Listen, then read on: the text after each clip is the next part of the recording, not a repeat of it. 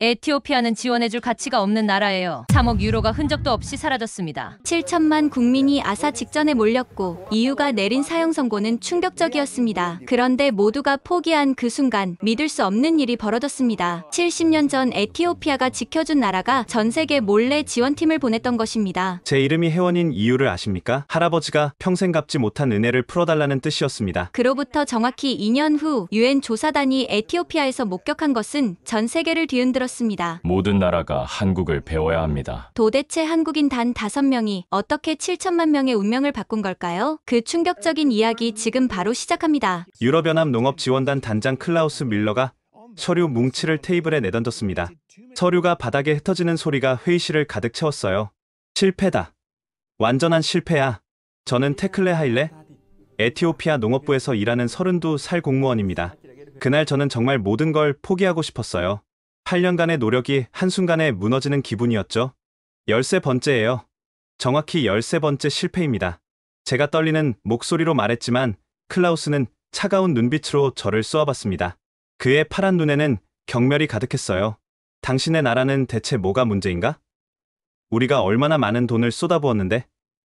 10년간 3억 유로야, 3억. 그가 주먹으로 테이블을 내리쳤어요.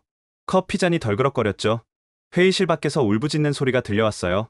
창문 너머로 보이는 광경은 참담했습니다. 시든 옥수수밭을 보며 절망하는 농민들이 무릎을 꿇고 있었어요. 불과 6개월 전만 해도 희망에 가득 차 있던 사람들이었습니다. 미스터 테클레, 솔직히 말하겠네. 당신들은 영원히 구걸만 할 것인가? 스스로 일어설 생각은 없나? 그 말에 저는 주먹을 꽉 쥐었습니다. 손톱이 손바닥을 파고들 정도로 세게 쥐었어요. 구걸이라니요. 우리가 원해서 가난한 줄 아나요? 우리가 원해서 가뭄이 계속되는 줄 아나요? 클라우스 단장님, 그건 공정하지 않은 평가입니다. 제가 간신히 목소리를 냈어요. 우리도 최선을 다했어요. 다만 환경, 또 환경 탓인가? 그럼 왜 케냐는 성공했나? 왜 르완다는 발전하고 있나? 그의 말은 날카로운 칼처럼 제 가슴을 찔렀어요. 할 말이 없었습니다. 정말로 우리만 실패하고 있었으니까요. 클라우스가 서류 가방을 챙기며 일어섰어요. 더 이상의 지원은 없을 거야. 유럽의회에서 에티오피아를 원조 블랙리스트에 올리기로 했네. 당신들은 원조 무덤이야. 원조 무덤. 그 말이 제 머릿속에서 계속 울렸어요. 들어오는 원조는 많지만 아무런 성과도 없이 사라진다는 뜻이었죠. 사무실로 돌아온 저는 책상 서랍에서 사표를 꺼냈습니다. 벌써 3번째 쓰는 사표였어요. 매번 쓰고는 찢어버렸지만 이번엔 정말 낼 생각이었죠. 농업부에 들어온 지 8년, 저는 단 한 번도 성공적인 프로젝트를 이끌어 본 적이 없었습니다. 아니, 정확히 말하면 우리 부서 전체가 그랬어요. 미국 국제개발처가 와서 5년간 시도했지만 실패했고, 일본 국제협력기구가 최신 기술을 가져왔지만 역시 실패했어요. 독일 기술협력공사는 정밀 농업을 시도했고, 프랑스 개발청은 유기농법을 전파하려 했지만 모두 허사였죠. 그들은 항상 같은 말을 남기고 떠났습니다. 에티오피아는 희망이 없다. 원조 무덤이다. 책상 위의 사진을 바라봤어요. 고향 티그라이에서 찍은 가족 사진이었죠. 어린 시절의 저와 부모님, 그리고 이제는 돌아가신 할아버지가 환하게 웃고 있었어요. 미안해요. 할아버지. 제가 실패했어요. 혼잣말을 하며 눈물을 훔쳤습니다. 그날 밤, 저는 아내 세나이트에게 모든 걸 털어놨어요. 우리는 작은 아파트 부엌에서 인제라를 먹으며 이야기했죠. 그만둘게. 더는 못하겠어. 또요? 테클레, 당신이 포기하면 누가 우리 농민들을 도와요? 세나이트의 목소리에는 실망이 묻어 있었어요. 도움이 되고 있나? 나는 그저 실패만 반복하고 있잖아. 8년 동안 단 한 번도. 그래도 당신은 계속 노력했잖아요. 그게 중요한 거예요. 노력이 밥을 주나? 노력이 아이들을 먹여 살리나? 제 목소리가 커졌어요. 세나이트가 놀란 표정으로 저를 바라봤죠. 미안. 그냥 너무 지쳤어. 세나이트가 제 손을 잡았어요. 그녀의 손은 따뜻했지만 거칠었죠. 병원에서 간호사로 일하며 고생한 흔적이었어요. 기억해요? 당신이 왜 농업부에 들어갔는지, 티그라이 고향 마을 사람들이 굶어 죽는 걸 보고. 맞아요. 저는 10살 때 대기근을 겪었어요. 1984년 그 끔찍한 기근이었죠. 하루에 한 줌의 곡식으로 버티던 시절, 이웃집 아이들이 하나둘 죽어가던 시절이었어요. 엄마는 자신의 목까지 저에게 주셨죠. 그래서 저는 살았고 엄마는 너무 일찍 하늘나라로 가셨어요. 그때 맹세했잖아요. 커서 꼭 이 땅에 풍요를 가져오겠다고. 하지만 세나이트, 나는 아무것도 못했어. 13번이나 실패했다고. 13번이나? 그럼 14번째 도전하면 되잖아요. 무슨 돈으로? 무슨 방법으로? 이제 아무도 우리를 도와주지 않아. 그날 밤 저는 잠을 이룰 수 없었어요. 천장을 보며 생각했죠. 정말 이대로 끝인가? 우리나라는 영원히 가난할 수밖에 없는가? 다음 날 아침, 부서 회의가 열렸습니다. 농업부 차관 멜레세 타데세가 무거운 표정으로 들어왔어요. 다들 알고 있겠지만 클라우스 단장이 최후 통첩을 보내왔네. 더 이상의 지원은 없다고. 회의실이 무거운 침묵에 빠졌어요. 20명의 직원들이 모두 고개를 숙였죠. 그럼 이제 어떻게 하죠? 젊은 직원 요나스가 물었어요. 25살의 열정적인 청년이었죠. 글쎄, 중국이 관심을 보이고 있긴 한데 차관의 말에 고참 직원 아베베가 고개를 저었어요. 중국은 더 위험해요. 그들은 땅을 빼앗아 가려고만 하죠. 그럼 대안이 있나? 인도? 브라질? 다 시도해봤잖아요. 결과는 똑같았고요. 절망적인 분위기가 회의실을 감쌌어요. 그때 저는 무심코 물었습니다. 한국은 어떻습니까? 회의실이 조용해졌어요. 다들 의아한 표정으로 저를 바라봤죠. 한국? 농업 선진국도 아닌데? 차관이 의외라는 표정으로 물었어요. 하지만 그들도 전쟁 후 최빈국이었잖아요. 어떻게 그렇게 빨리 성장했는지 혹시 배울 점이 있지 않을까요? 태클레, 꿈깨, 한국이 아프리카에 관심이나 있겠어? 아베베가 비웃듯 말했어요. 그리고 그들이 뭘 아나? 아프리카 토양을? 아프리카 기후를? 우리와는 완전히 다른 환경이야. 차관이 한숨을 쉬며 말했어요. 태클레, 현실적으로 생각해. 한국이 우리에게 관심이나 있겠나? 그들은 이미 잘 사는 나라야. 우리 같은 나라를 왜 돕겠어? 맞는 말이었어요. 하지만 뭔가 포기하고 싶지 않았죠. 회의가 끝난 후 저는 사무실로 돌아와 컴퓨터를 켰어요. 그리고 검색창에 한국농업발전사를 입력했죠. 놀라운 내용들이 나왔어요. 1960년대 한국의 1인당 국민소득은 $80, 필리핀보다도 가난했대요. 산림은 황폐화되고 농촌은 피폐했다고 했죠. 그런데 불과 50년 만에 선진국이 됐어요. 특히 새마을운동이라는 농촌 개발 운동이 인상적이었죠. 근면, 자조, 협동, 화면에 나온 문구를 읽으며 생각했어요. 이거야. 우리에게 필요한 건 돈이나 기술만이 아니야. 정신이야. 스스로 일어서려는 의지. 그날 저녁, 저는 오래된 앨범을 뒤적였어요. 돌아가신 할아버지의 유품이었죠. 할아버지는 많은 이야기를 남기지 않으셨어요. 과묵한 분이셨거든요. 그러다 낡은 편지 한 통을 발견했습니다. 봉투가 누렇게 변색되어 있었어요. 조심스럽게 펼쳐보니 한글로 쓰여 있었는데 다행히 영어 번역이 함께 있었어요. 편지를 읽는 순간 저는 온몸에 소름이 돋았습니다. 형제여, 우리도 언젠가 서로를 도울 날이 올 것이오. 1953년 한국 강원도 화천에서 쓰인 편지였습니다. 할아버지의 전후, 한국군 김상철 하사가 보낸 거였어요. 떨리는 손으로 편지를 계속 읽었습니다. 태클레 형제, 오늘도 고마웠소. 중공군에 포위됐을 때 당신 부대가 아니었다면 우리는 모두 죽었을 거요. 에티오피아 황실근위대의 용맹함을 평생 잊지 못할 것이오. 저는 편지를 들고 거실로 나갔어요. 벽에 걸린 할아버지 사진을 바라봤죠. 군복을 입은 젊은 시절의 할아버지가 근엄한 표정으로 정면을 응시하고 있었어요. 할아버지, 한국전쟁에 가셨던 거군요.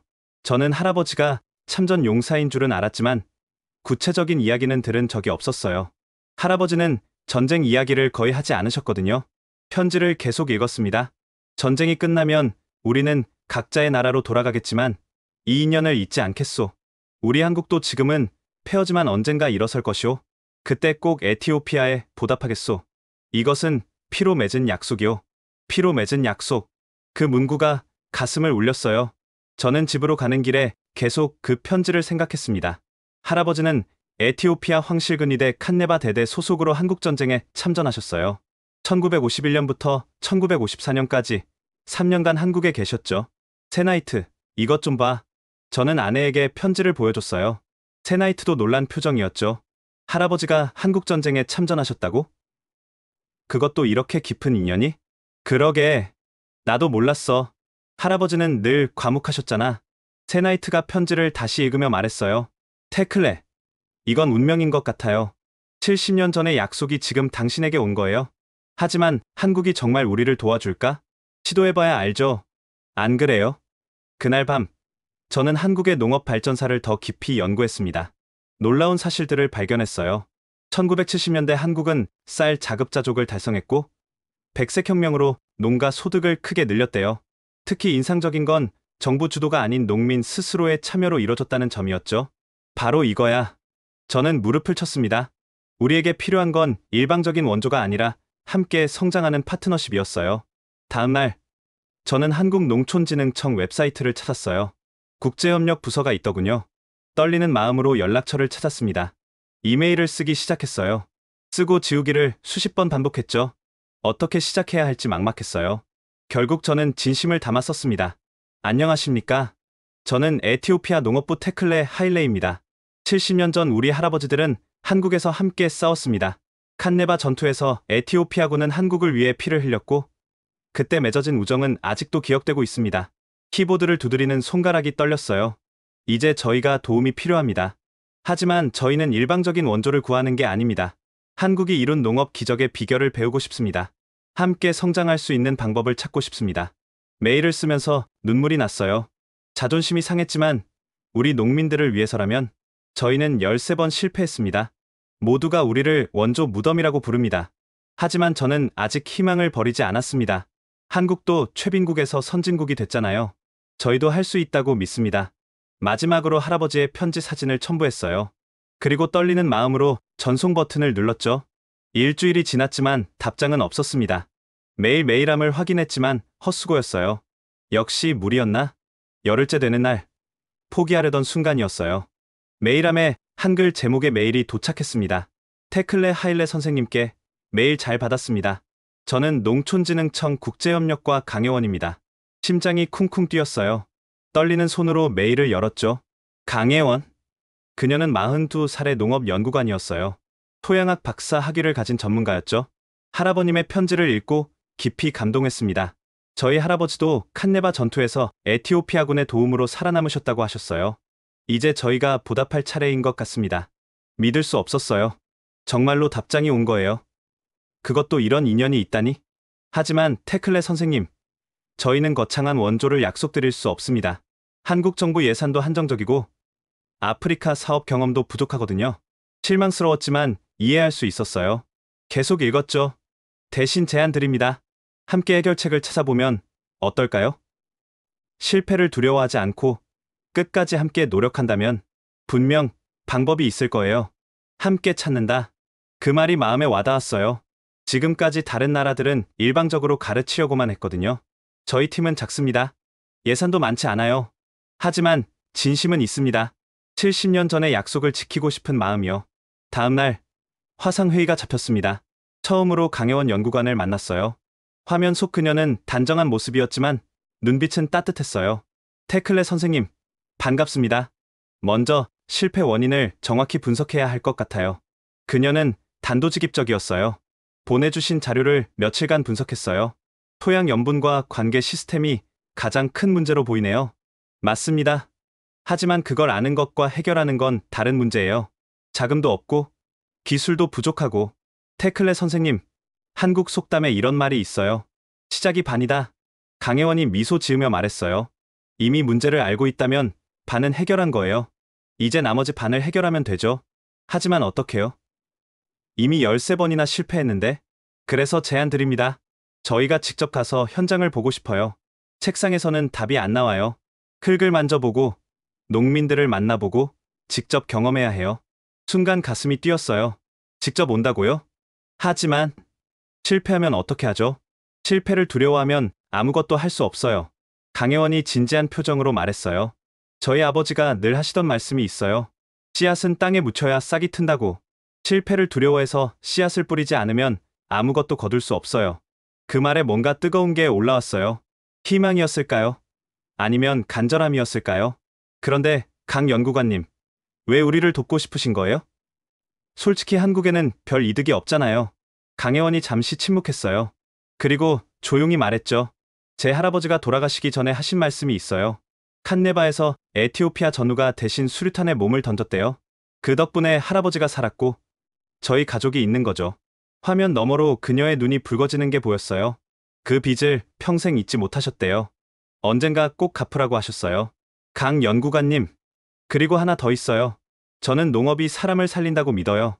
배고픈 사람에게 밥 한 끼보다 중요한 게 있을까요? 에티오피아가 성공하면 아프리카 전체의 희망이 될 거예요. 그날 저는 차관을 찾아갔어요. 두근거리는 가슴을 진정시키며 보고했죠. 한국에서 팀을 보내겠다고 합니다. 한국? 정말로? 차관도 놀란 표정이었어요. 네. 그것도 자비로 온답니다. 프로젝트가 성공하면 그때 정식 지원을 요청하자고. 대가는 뭘 원하나? 아무것도 없습니다. 그저 70년 전 약속을 지키고 싶다고. 차관이 의심스러운 눈빛으로 저를 바라봤어요. 테클레, 너무 순진한 거 아닌가?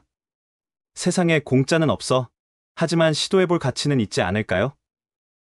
이미 13번 실패했는데 한 번 더 해서 뭐가 달라지겠어요? 차관이 한숨을 쉬었어요. 그래, 더 잃을 것도 없지. 허락하겠네. 그때였어요.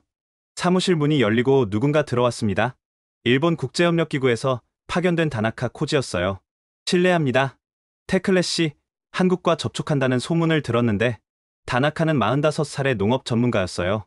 3년째 에티오피아에 머물며 여러 프로젝트를 진행했지만 모두 실패했죠? 네, 맞습니다. 현명한 선택인지 모르겠네요. 한국은 아프리카 경험이 없어요. 게다가 농업 원조 분야에서는 신참이나 다름없죠. 그의 목소리에는 걱정과 비웃음이 섞여 있었어요. 다나카의 표정은 묘했어요. 걱정하는 것 같으면서도 비웃는 것 같았죠. 그의 안경 너머로 보이는 눈빛은 차갑고 계산적이었어요. 한국은 아프리카 경험이 없어요. 게다가 농업 원조 분야에서는 신참이나 다름없죠.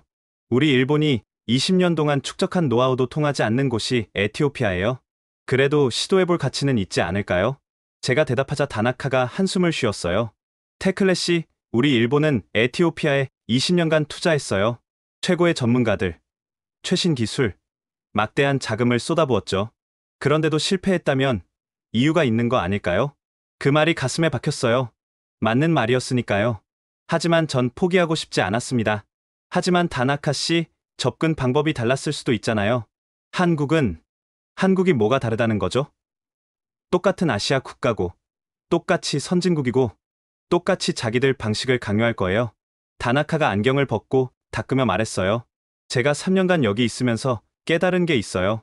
에티오피아는, 아니, 아프리카는 바뀌지 않아요. 그들에게는 발전의 의지가 없어요. 그 순간 분노가 치밀어 올랐어요. 하지만 꾹 참았죠. 다나카 씨, 그건 편견이에요. 우리도 발전하고 싶어요. 다만 방법을 모를 뿐이에요. 방법을 가르쳐줬잖아요. 수없이 가르쳐줬는데도 안 따라하는 건 의지가 없다는 증거 아닌가요? 더 이상 대화하고 싶지 않았어요. 그런 시선으로 우리를 봤으니 실패할 수밖에 없었겠죠? 2주 후, 강혜원 팀이 아디스아바바 국제공항에 도착했어요. 비행기에서 내리는 5명의 한국인들을 보며 긴장이 됐습니다. 테클레 선생님, 만나서 반갑습니다. 강혜원이 먼저 손을 내밀었어요. 그녀의 악수는 단단했고 손에는 굳은 살이 있었죠. 연구실에만 있는 사람의 손이 아니었어요. 환영합니다. 먼 길 오시느라 수고하셨어요. 아니에요. 드디어 왔네요. 할아버지가 계셨던 나라에. 강혜원의 눈빛이 반짝였어요. 팀원을 소개할게요. 토양 전문가 박성태 박사, 관계 시스템 담당 최은경 연구관, 작물 재배 전문가 윤재혁 연구사, 그리고 데이터 분석가 송미래 연구사입니다. 팀원들이 차례로 인사했어요. 모두 30대에서 40대의 젊은 전문가들이었죠. 환영합니다. 그런데 장비는요? 저는 주변을 둘러봤지만 특별한 장비는 보이지 않았어요. 다른 나라들은 컨테이너 가득 장비를 가져왔었는데 일단 현장을 봐야죠. 장비는 그 다음입니다. 강혜원이 웃으며 말했어요. 현장을 보지 않고 장비부터 들여오는 건 집 짓기 전에 가구부터 사는 거예요. 호텔로 가는 길, 강혜원은 차창 밖을 유심히 관찰했어요. 도로 상태가 생각보다 괜찮네요. 그리고 사람들 표정이 밝아요. 네. 다른 팀들은 뭐라고 했어요? 처음 와서? 응. 대부분 덥다. 건조하다. 인프라가 부족하다. 그런 말들이었어요.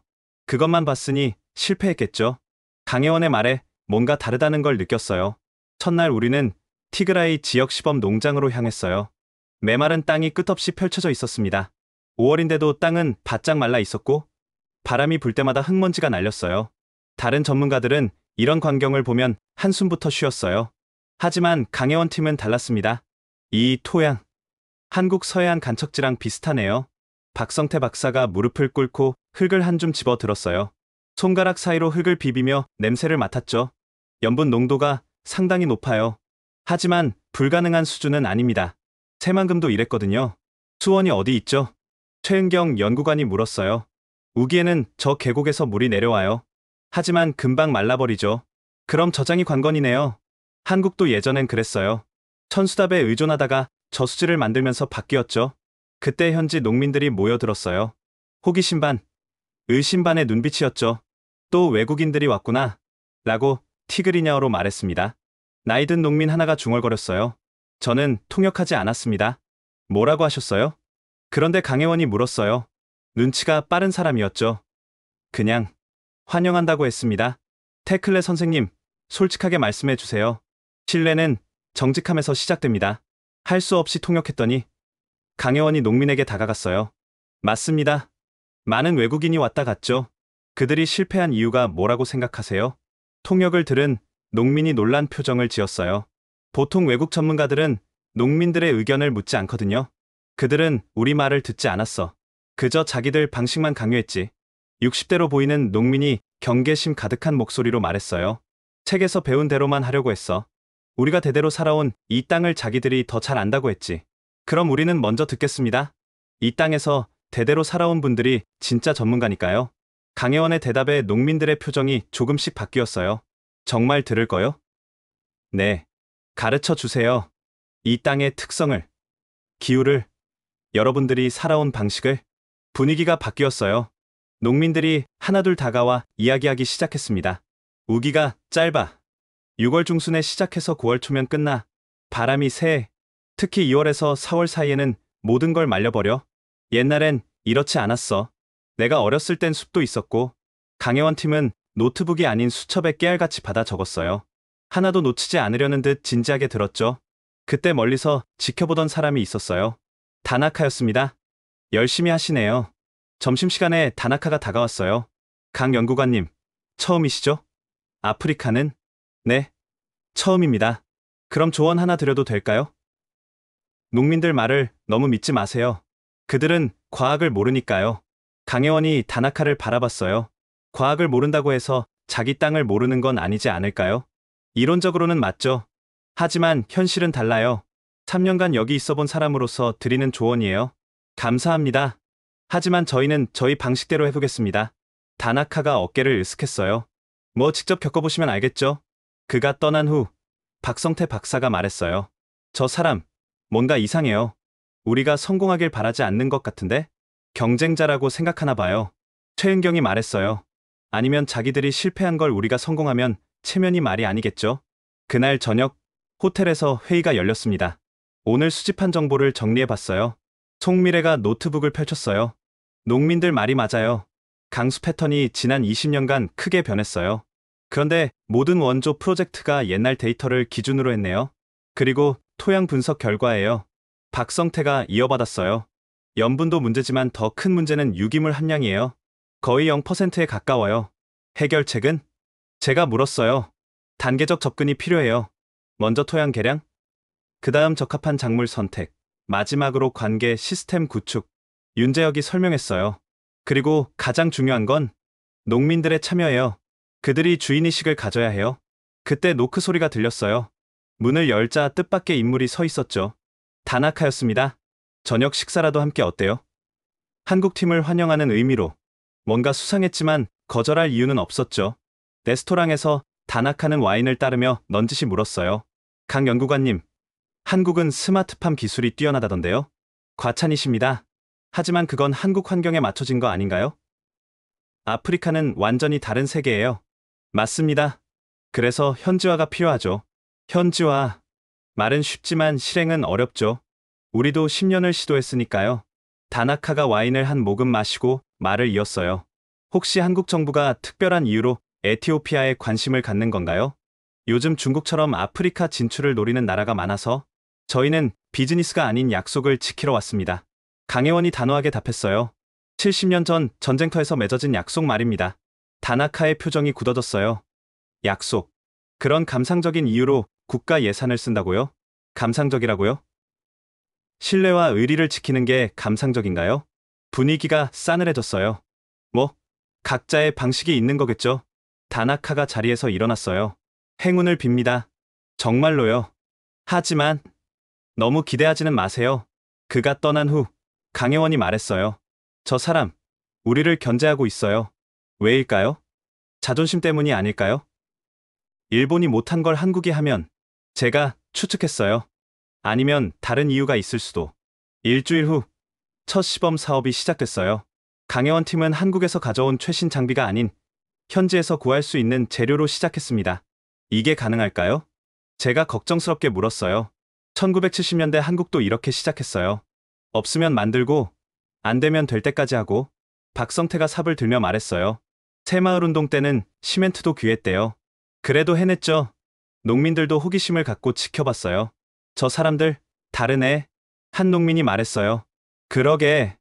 양복 입고 서류만 들고 다니는 사람들이 아냐. 그런데 첫날부터 문제가 생겼어요. 설치하던 관계 파이프가 터진 거예요. 이상하네요. 최은경이 파이프를 확인했어요. 불량품도 아닌데 누가 일부러 구멍을 낸 것 같은데요. 그때 현지 직원 하나가 조심스럽게 다가왔어요. 어젯밤에 누가 창고에 들어간 걸 봤어요. 누구였죠? 잘은 모르겠지만 일본 팀 숙소 방향으로 갔어요. 강혜원과 저는 눈을 마주쳤어요. 설마 하는 생각이 들었죠. 파종 3개월 후 우리는 다시 현장에 모였어요. 기대와 불안이 교차하는 순간이었죠. 아침 일찍 시범 농장에 도착한 우리를 맞은 건 참담한 광경이었습니다. 90%가 죽었어요. 윤재혁이 시든 작물을 보며 힘없이 말했어요. 메마른 땅 위에 누렇게 변한 옥수수 대가 을씨년스럽게 서 있었습니다.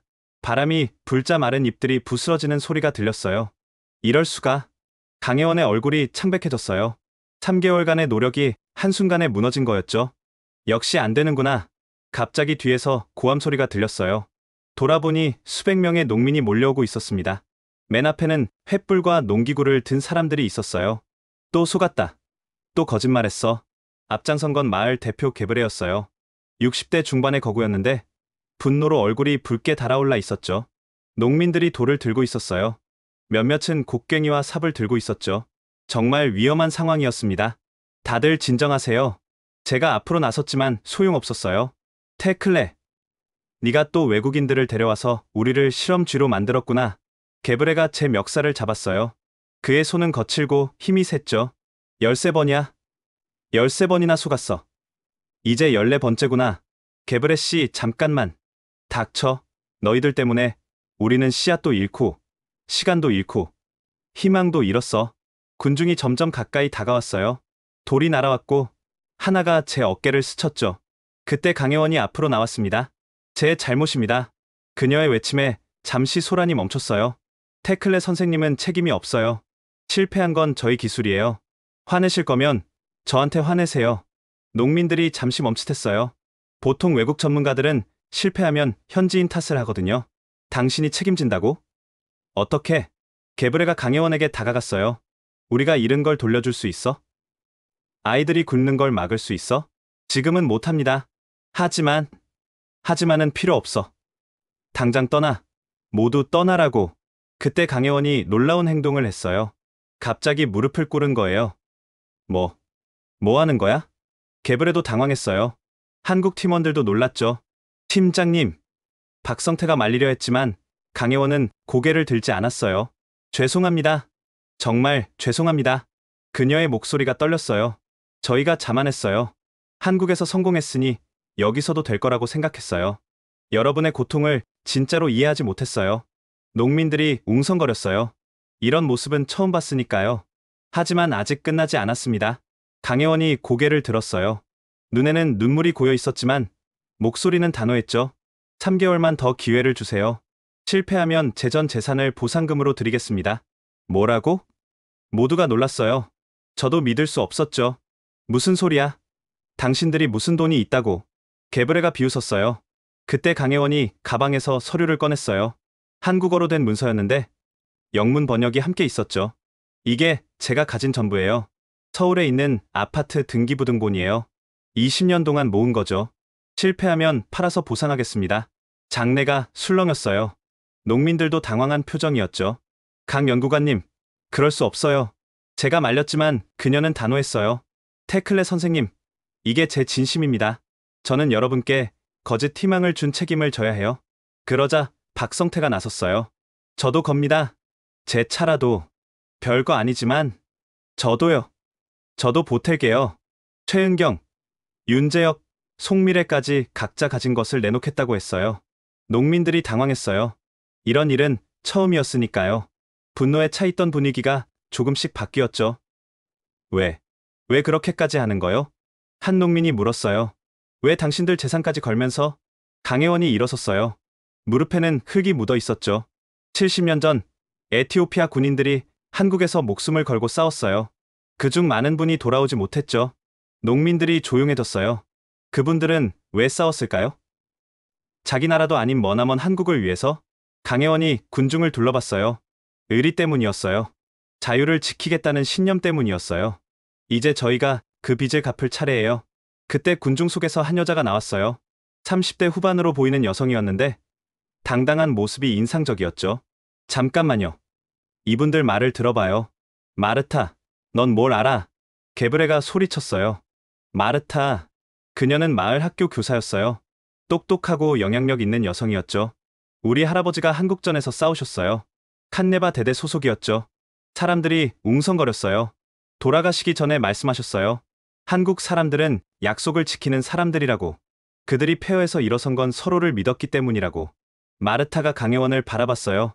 이분들도 약속을 지키러 온 거예요. 70년 전의 약속을. 그래서? 약속이 밥을 주나? 젊은 농민 하나가 소리쳤어요. 약속이 우리 아이들을 먹여 살리나? 마르타가 그를 바라봤어요. 적어도 이분들은 무릎을 꿇었어요. 자기 재산을 걸었어요. 13번의 실패 중에 누가 이렇게 했나요? 침묵이 흘렀어요. 맞는 말이었으니까요. 3개월만 더 줘요. 마지막으로 마르타가 군중을 향해 말했어요. 실패하면 그때 가서 책임을 물으면 되잖아요. 게브레가 한숨을 쉬었어요. 마르타, 넌 너무 순진해. 그들도 결국은 아니에요. 갑자기 나이 든 농민 하나가 말했어요. 80대로 보이는 노인이었죠. 난 봤어. 이 사람들이 우리와 함께 흙을 만지는 걸, 우리 말을 듣는 걸. 노인이 지팡이를 짚고 강혜원에게 다가갔어요. 젊은이, 정말 3개월이면 되겠소? 최선을 다하겠습니다. 하지만 약속은 못해요. 실패할 수도 있어요. 솔직하구만. 노인이 고개를 끄덕였어요. 그래, 한 번 더 믿어보자. 마지막이야. 분위기가 바뀌었어요. 여전히 의심스러운 눈빛들이 있었지만 적대감은 많이 줄어들었죠. 그날 밤, 우리는 호텔에서 긴급 회의를 했어요. 문제를 찾았어요. 송미래가 데이터를 보여줬어요. 파종 시기가 잘못됐어요. 우기 패턴이 바뀌었는데 우리가 놓쳤어요. 20년 전 데이터를 참고했는데 기후가 완전히 달라졌어요. 그리고 이것 보세요. 박성태가 토양 샘플을 들어 보였어요. 표토 30cm 아래 점토층이 있어요. 물이 고여서 뿌리가 썩은 거예요. 우기 때 물이 너무 많이 고였다가 건기에 완전히 말라버리는 거죠. 그럼 해결책은? 제가 물었어요. 배수 시스템을 만들어야 해요. 그리고 윤재혁이 망설이다가 말했어요. 에티오피아 고유 작물인 테프를 활용하면 어떨까요? 테프요? 테프는 에티오피아 주식인 인제라를 만드는 곡물이에요. 아주 작은 곡물이죠. 테프는 생산량이 너무 적어요. 제가 반대했어요. 헥타르당 1톤도 안 돼요. 옥수수는 5톤인데, 하지만 이 환경에서 1000년 넘게 자란 작물이에요. 분명 이유가 있을 거예요. 윤재혁이 고집했어요. 그럼 테프의 강인함과 계량종의 생산성을 결합하면 어떨까요? 모두가 눈을 빛냈어요. 불가능해 보였지만 시도해볼 가치가 있었죠. 그리고 한 가지 더. 강혜원이 말했어요. 우리가 놓친 게 있어요. 현지 농법이요. 그들이 1000년 동안 써온 방법을 무시했어요. 다음 날 우리는 농민들을 다시 모았어요. 이번엔 분위기가 달랐죠. 여러분의 지혜가 필요합니다. 강혜원이 말했어요. 테프를 어떻게 키우시는지 가르쳐 주세요. 농민들이 수군거렸어요. 테프를? 그걸 왜? 외국인들은 테프를 무시했어요. 수확량이 적다고. 비효율적이라고. 하지만 테프는 수천 년간 이 땅에서 살아남았죠. 그 비밀을 배우고 싶습니다. 게브레가 팔짱을 끼고 말했어요. 흙을 맛봐야 해. 그래야 땅이 뭘 원하는지 알 수 있어. 맛으려? 그래. 우리 조상들은 다 그렇게 했어.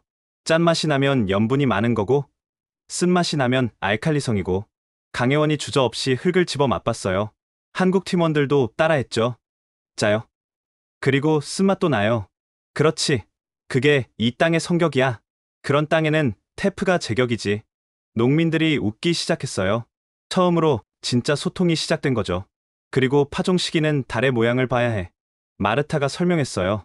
초승달이 뜨고 사흘 후가 최적기예요. 그때 땅의 습도가 가장 좋거든요. 과학적 근거가 송미래가 말하려다가 멈췄어요.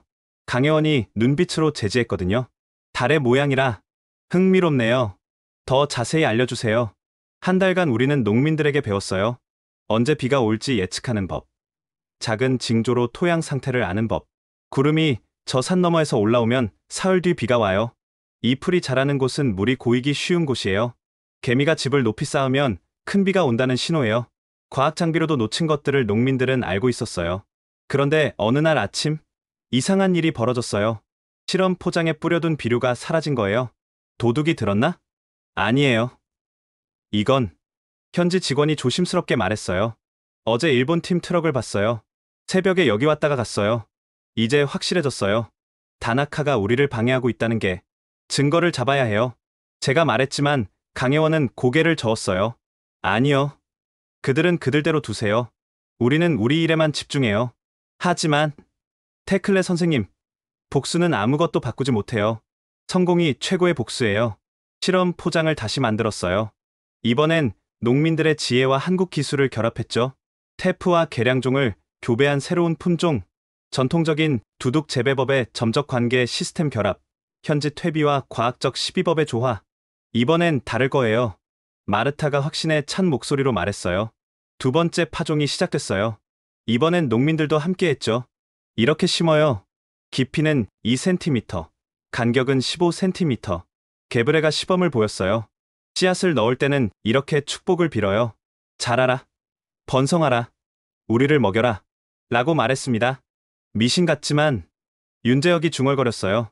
미신이 아니에요. 마르타가 말했어요. 씨앗에 대한 존중이에요. 생명에 대한 경외예요. 파종을 마친 후 우리는 매일 농장을 찾았어요. 농민들도 함께했죠. 물을 줄 때는 이 정도만. 한 농민이 가르쳐줬어요. 너무 많으면 뿌리가 약해져요. 목마르게 키워야 뿌리가 깊이 내려요. 2주가 지나자 새싹이 올라왔어요. 작지만 건강해 보였죠. 됐어. 싹이 텄어. 농민들이 환호했어요. 하지만 기뻐하기엔 일렀죠. 진짜 시험은 이제부터였으니까요. 한 달이 지났어요. 작물들이 무럭무럭 자랐죠. 이번엔 확실히 달랐어요. 뿌리가 깊어요. 박성태가 흥분해서 말했어요. 점토층을 뚫고 내려갔어요. 그때 다나카가 나타났어요. 잘 되고 있는 것 같네요. 그의 표정은 복잡했어요. 네. 농민들 덕분이에요. 강혜원이 답했어요. 농민들이요? 그들이 가진 천년의 지혜를 배웠어요. 그리고 현대 기술과 결합했죠. 다나카가 한숨을 쉬었어요. 우리는 왜 그 생각을 못했을까? 늦지 않았어요. 강혜원이 말했어요. 함께 하실래요? 다나카가 놀란 표정을 지었어요. 함께요? 우리가 방해했는데도? 과거는 과거예요. 미래가 중요하죠. 그 순간 다나카의 눈에 뭔가 반짝였어요. 후회였을까요? 희망이었을까요? 6주가 지났어요. 작물들이 꽃을 피웠죠. 이번엔 다를 거야. 게브레가 꽃을 보며 말했어요. 왜요? 처음으로 우리 방식을 존중해주는 사람들을 만났으니까. 하지만 불안은 여전했어요. 만약 이번에도 실패한다면. 그리고 운명의 수확일이 다가왔습니다. 40% 증가. 송미래가 태블릿을 들어 보이며 소리쳤어요.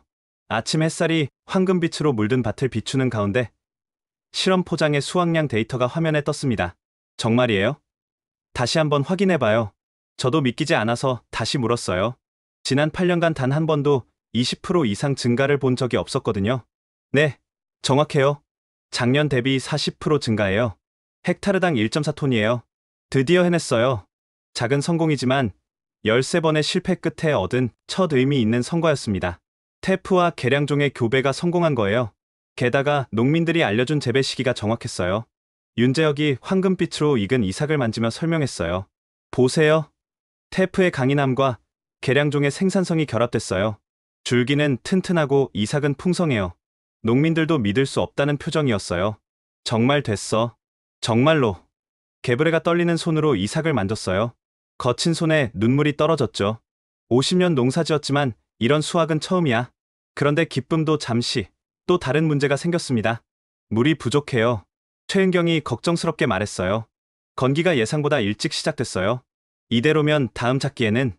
맞아요. 에티오피아의 가장 큰 문제는 물이었어요. 비가 올 때는 홍수가 나고 안 올 때는 극심한 가뭄이 계속되죠. 그때였어요. 게브레가 우리를 불렀습니다. 따라와 봐요. 보여줄 게 있어. 우리는 게브레를 따라 산기슭으로 갔어요. 30분쯤 걸었을까요? 바위 사이에 이상한 구조물이 나타났습니다. 이게 뭐죠? 우리 조상들이 만든 물 저장고야. 수백 년 됐지. 자세히 보니 정교하게 쌓은 돌 사이로 물이 스며들도록 만들어져 있었어요. 자연적인 정수 시스템이었죠. 우기 때 물을 여기 모아뒀다가 건기에 쓰는 거야. 하지만 관리할 사람이 없어서 방치됐지. 강혜원의 눈이 빛났어요. 이거예요. 전통 지혜와 현대 기술의 만남. 어떻게요? 이 전통적인 저장 시스템에 현대적인 관계 기술을 결합하면 최은경이 이어받았어요. 지하 파이프로 연결해서 점적 관계를 하면 물 효율성을 3배는 높일 수 있어요. 우리는 즉시 작업에 들어갔어요. 그런데 다음날 아침 뜻밖의 방해가 들어왔어요. 공사 중지, 지역 관청 직원들이 나타났어요. 허가받지 않은 공사라고 신고가 들어왔습니다. 신고요? 누가? 그건 말할 수 없습니다. 어쨌든 당장 중지하세요. 제가 항의했지만 소용없었어요. 이건 마을 공동 작업인데요. 문서로 된 허가가 있습니까? 없으면 불법입니다. 막막했어요. 허가를 받으려면 복잡한 절차를 거쳐야 하고 시간도 몇 달은 걸릴 거예요. 그때 뜻밖의 도움이 왔어요. 마을 여성회장 알마즈가 나선 거예요. 우리가 직접 하면 되잖아. 네. 마을 공동 작업이라고 하면 허가가 필요 없어. 전통이니까. 알마즈는 50대 중반의 카리스마 있는 여성이었어요. 마을에서 가장 영향력 있는 사람 중 하나였죠. 여자들 다 모여. 그녀의 한마디에 마을 여성들이 모였어요. 우리 아이들을 위해 일할 때야. 남자들이 못하면 우리가 한다. 그래. 여성들의 함성이 울렸어요. 그렇게 마을 사람들이 총동원됐어요. 남자들은 돌을 나르고 여자들은 식사를 준비했죠. 아이들까지 나와서 작은 돌을 옮겼어요. 이렇게 다 같이 일하는 게 얼마만인지 게브레가 감격스러워했어요. 새마을운동이 이랬을까요? 박성태가 물었어요. 아마도요. 함께 일하고 함께 성장하는. 일주일 만에 물 저장고가 완성됐어요. 전통적인 구조는 그대로 살리고 현대적인 관계 시스템을 추가했죠. 그런데 완공식 날 다나카가 나타났습니다. 축하합니다. 인상적인 성과네요. 다나카의 표정은 복잡했어요. 부러움과 후회가 섞인 듯했죠. 하지만 아직 갈 길이 멀죠. 40% 증가? 우리는 60%도 달성했었어요. 물론 지속되지 않았지만 차이가 뭔지 아세요? 강혜원이 물었어요. 글쎄요. 뭐가 다른가요? 우리는 농민들과 함께 했어요. 그들이 주인이 됐죠. 그래서 지속 가능한 거예요. 다나카가 씁쓸하게 웃었어요. 주인이시, 우리가 놓친 게 그거였군요. 다나카 씨, 마르타가 다가왔어요. 당신도 이제 우리와 함께해요. 경쟁이 아니라 협력으로. 저를 받아줄까요? 그동안 방해만 했는데 과거는 과거예요. 게브레가 손을 내밀었어요. 미래를 함께 만들면 되죠. 다나카의 눈이 붉어졌어요. 그리고 천천히 게브레의 손을 잡았죠. 고맙습니다.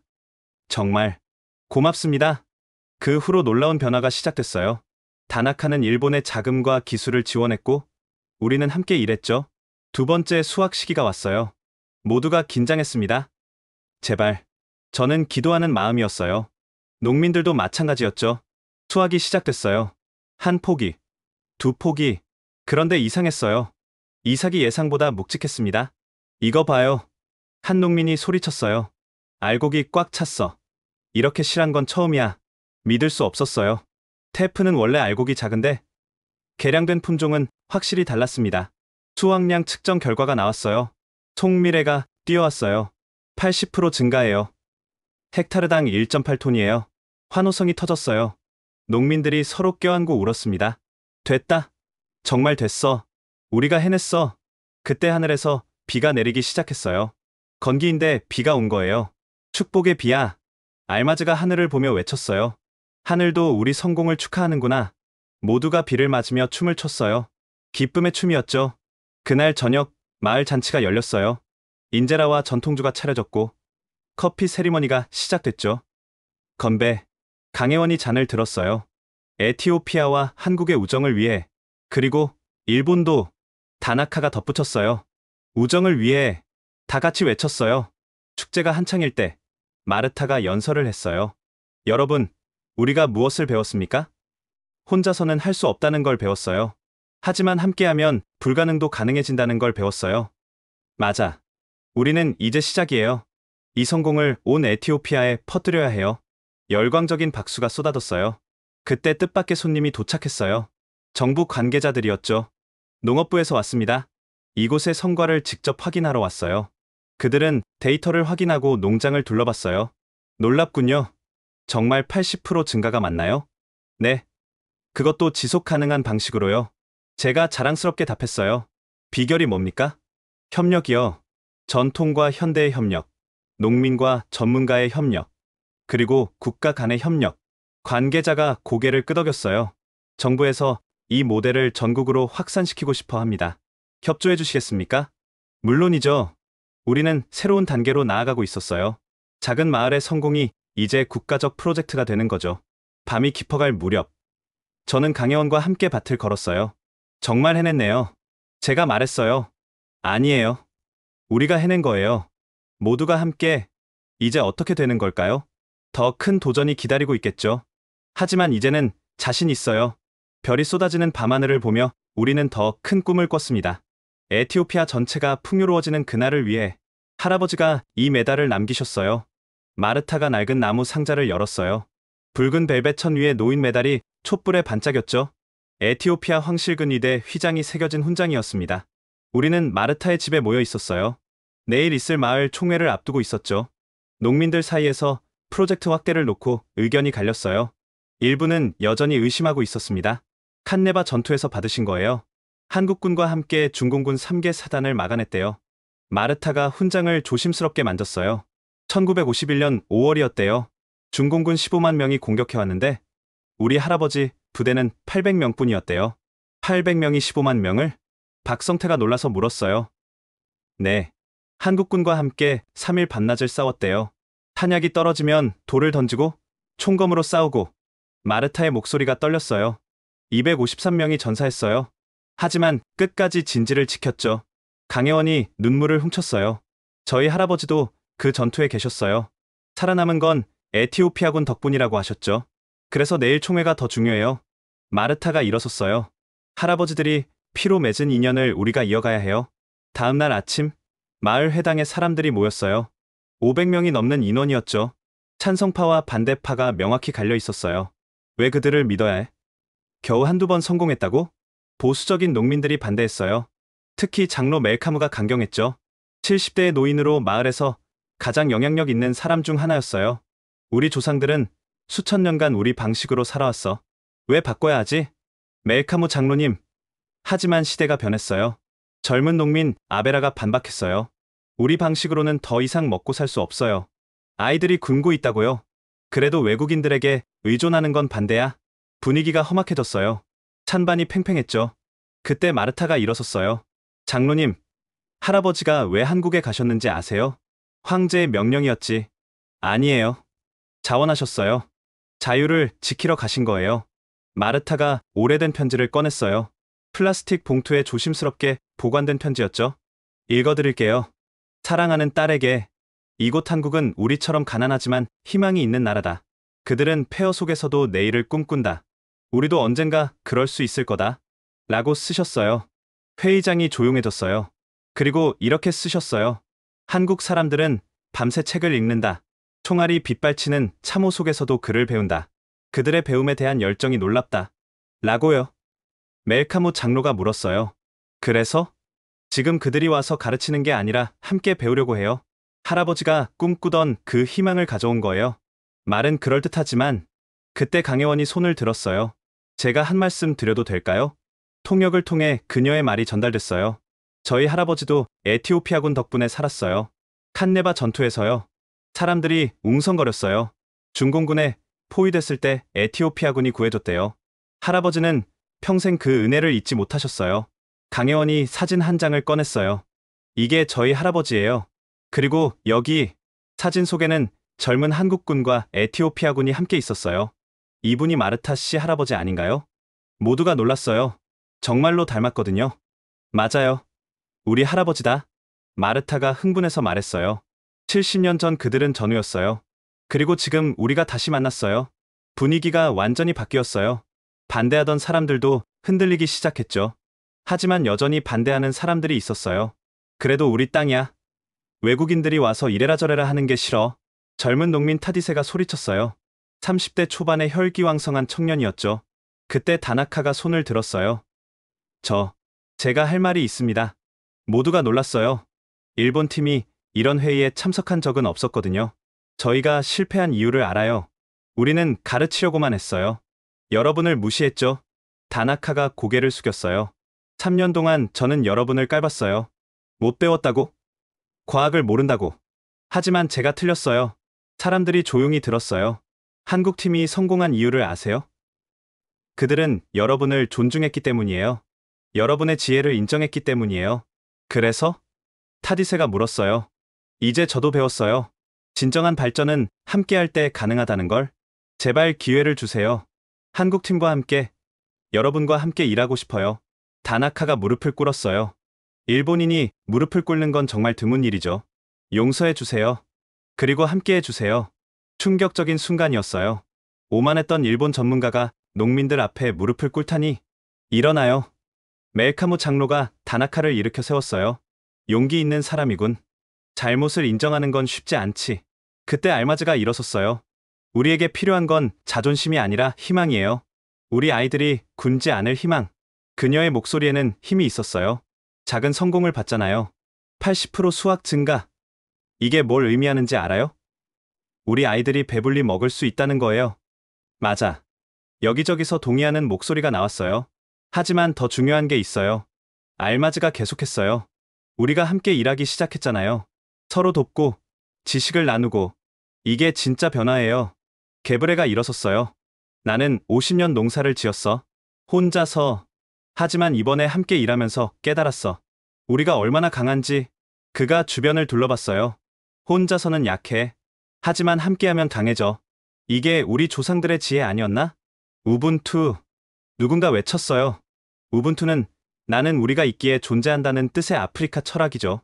그래, 우분투. 여러 사람이 함께 외쳤어요. 마르타가 다시 일어섰어요. 할아버지들이 한국에서 싸운 이유가 뭘까요? 자유를 위해서예요. 우리도 이제 자유로워질 때예요. 가난에서, 굶주림에서, 투표하자. 멜카무 장로가 선언했어요. 더 이상 말은 필요 없어. 결정하자. 투표가 시작됐어요. 1명, 2명, 손이 올라갔습니다. 긴장된 순간이었어요. 찬성이 많을까? 반대가 많을까? 찬성 342표, 반대 89표. 압도적인 찬성이었어요. 환호성이 터졌어요. 사람들이 서로 껴안았죠. 이제 시작이야. 온 에티오피아를 바꾸자. 그때 전국 관계자가 일어섰어요. 농업부에서 온 고위 공무원이었죠. 정부도 전폭적으로 지원하겠습니다. 이 모델을 전국으로 확산시키겠습니다. 또 한 번 환호성이 터졌어요. 마르타가 제게 다가왔어요. 테클레. 이제 시작이에요. 할아버지들이 전쟁터에서 맺은 인연이 평화의 씨앗이 됐어요. 마르타, 당신이 없었다면 불가능했을 거예요. 우리 모두가 함께했기에 가능했죠. 그날 밤, 우리는 대대적인 계획을 세웠어요. 마을 전체를 하나의 협동 농장으로 만드는 프로젝트였죠. 구역을 나누고 작물을 다양화해요. 윤재혁이 지도를 펼쳤어요. A 구역은 테프, B 구역은 계량 옥수수, C 구역은 채소. 물 관리는 제가 맡을게요. 최은경이 말했어요. 저장고를 3개 더 만들고 전체적인 관계 시스템을 구축해요. 데이터 관리는 저희가 하죠. 다나카가 제안했어요. 일본의 정밀 농업 기술을 제공하겠습니다. 더 이상 경쟁이 아닌 협력으로. 교육은요? 마르타가 물었어요. 마을 청년들을 선발해서 집중 교육해요. 그들이 다시 다른 사람들을 가르치는 거죠. 강혜원의 계획이었어요. 한국에 연수도 보내고 현장 교육도 하고 진정한 기술 이전이 되도록. 계획은 구체적이고 현실적이었어요. 모두가 자기 역할을 찾았죠. 6개월 후 첫 번째 대규모 수확이 있었어요. 결과는 놀라웠습니다. 마을 전체 수확량이 3배로 늘었어요.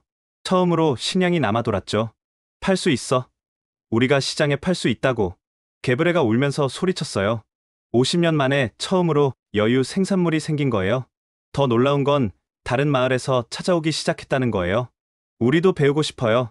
어떻게 했는지 가르쳐 주세요. 성공 소식이 퍼져나갔어요. 정부에서도 큰 관심을 보였죠. 그리고 특별한 손님이 찾아왔어요. 한국전 참전 용사회 회장이었습니다. 80대 노장이었죠. 마르타, 내 할아버지가 자랑스러워 하실 거야. 전후의 나라가 이렇게 우리를 돕고 있으니. 노장의 눈에 눈물이 고였어요. 그때 우리는 왜 싸웠을까? 이 순간을 위해서였구나. 마르타도 울었어요. 할아버지가 늘 말씀하셨어요. 한국인들은 약속을 지킨다고. 정말이었어요. 강혜원이 마르타의 손을 잡았어요. 이제 우리가 새로운 약속을 해요. 에티오피아가 아프리카의 빵바구니가 될 때까지 함께하겠다고. 약속해요. 모두가 함께 외쳤어요. 그날 70년 전 전쟁터에서 맺어진 인연이 평화의 결실을 맺었습니다.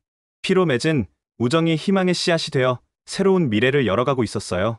수확량 300% 증가, 농업부 회의실에 환호성이 터졌어요. 믿을 수 없는 숫자였죠. 차관 멜레세가 자료를 다시 확인했어요. 안경을 벗었다가 다시 쓰고 숫자를 손가락으로 짚어가며 확인했죠. 정말이야? 오류는 없고? 네, 차관님.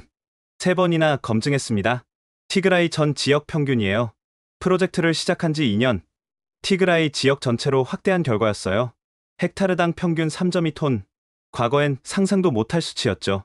바로 그때 회의실 문이 열렸어요.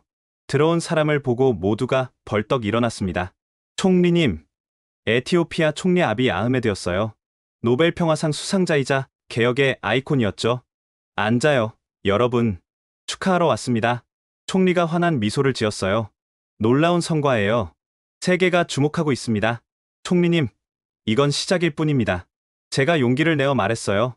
테클레, 자네가 시작한 일이 국가를 바꾸고 있어. 총리가 제 어깨를 두드렸어요.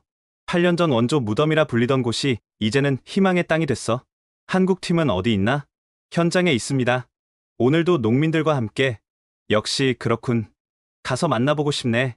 우리는 시범 농장으로 향했어요. 총리의 갑작스러운 방문에 경호팀이 분주했지만 총리는 개의치 않았죠. 도착하니 장관이 펼쳐졌습니다. 끝없이 이어진 황금빛 밭이었어요. 테프, 계량 옥수수, 밀이 바람에 물결쳤죠. 믿을 수 없군. 총리가 감탄했어요. 3년 전만 해도 여기는 메마른 땅이었는데. 강혜원이 밭에서 일하다가 우리를 발견했어요. 얼굴과 옷이 핵투성이었지만 그녀의 표정은 밝았죠. 총리님, 강 연구관, 정말 고맙소. 당신들이 해냈어. 저희가 한 게 아닙니다. 에티오피아 농민들이 해낸 거예요. 강혜원의 겸손한 대답에 총리가 더 감동한 듯했어요. 그때 다나카도 모습을 보였어요. 그도 농민들과 함께 일하고 있었죠. 총리님, 일본도 이제 진정한 협력이 뭔지 배웠습니다. 다나카 씨, 당신의 변화가 인상적이오. 부끄럽지만 늦게나마 깨달았습니다. 마을 사람들이 하나둘 모여들었어요. 게브레를 비롯한 농민들이 총리를 반갑게 맞았죠. 총리님, 우리 밭을 보세요. 이렇게 풍성한 수확은 난생 처음이에요. 한 농민이 자랑스럽게 말했어요. 그래서 준비한 게 있습니다. 총리가 수행원에게 신호했어요. 커다란 봉투를 가져왔죠. UN 식량농업기구에서 보낸 공식 서한입니다. 봉투를 열자 모두가 숨을 죽였어요. 에티오피아 티그라이 농업혁신 프로젝트를 아프리카 최우수 사례로 선정합니다. 전 세계가 배워야 할 모델입니다. 환호성이 터졌어요. 농민들이 서로 껴안고 눈물을 흘렸죠. 원조 무덤에서 모범 사례로 우리가 해냈어. 총리가 말을 이었어요. 이뿐만이 아닙니다. 세계은행에서 5천만 달러 추가 지원을 결정했습니다. 전국으로 확대하라고요. 믿을 수 없었어요. 원조를 거부당하던 나라가 이제는 투자를 받게 됐다니. 그리고 한 가지 더. 총리가 미소 지었어요. 한국 정부가 농촌진흥청 아프리카 사무소를 에티오피아에 설치하기로 했습니다. 강혜원이 놀란 표정을 지었어요. 정말요? 저도 몰랐는데 며칠 전 확정됐소. 대통령이 직접 결정했다더군. 또 한 번 환호성이 터졌어요. 그때 마을 광장에서 북소리가 들렸어요. 축제가 시작된 거였죠. 가서 함께 축하합시다. 총리가 앞장섰어요. 광장은 이미 축제 분위기였어요. 전통춤과 노래가 시작됐죠. 하지만 가장 감동적인 건 다음 날 있었어요. 마을 장터에 상인들이 몰려들었어요. 수도와 다른 지역에서 온 구매자들이었죠. 품질이 정말 좋네요. 전량 구매하겠습니다. 저희도요. 수출도 가능할 것 같은데요. 개브레가 떨리는 손으로 계산을 했어요. 이렇게 많은 돈을. 그의 눈에서 눈물이 흘렀어요. 50년 만이야. 50년 만에 제값 받고 팔아보네. 그 광경을 본 강혜원도 울었어요. 이게 진짜 성공이에요. 원조가 아닌 자립. 장터가 축제 분위기가 됐어요. 사람들이 춤추고 노래했죠. 그런데 갑자기 다나카가 무릎을 꿇었어요. 용서해 주세요. 모두가 놀랐어요. 제가 방해했던 것. 정말 죄송합니다. 다나카 씨, 오만했어요. 일본이 최고인 줄 알았죠. 하지만 진정한 발전은 함께할 때 온다는 걸 배웠습니다. 강혜원이 다나카를 일으켜 세웠어요. 과거는 잊어요. 이제 우리는 동료잖아요. 고마워요. 정말 고마워요. 다나카가 흐느꼈어요. 그 순간 또 다른 손님들이 도착했어요.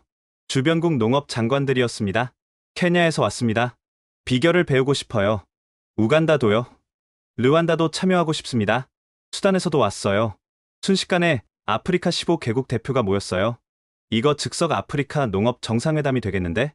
총리가 웃으며 말했어요. 그럼 여기서 논의해봅시다. 어떻게 이 성공을 확산시킬지. 즉석 회의가 시작됐어요.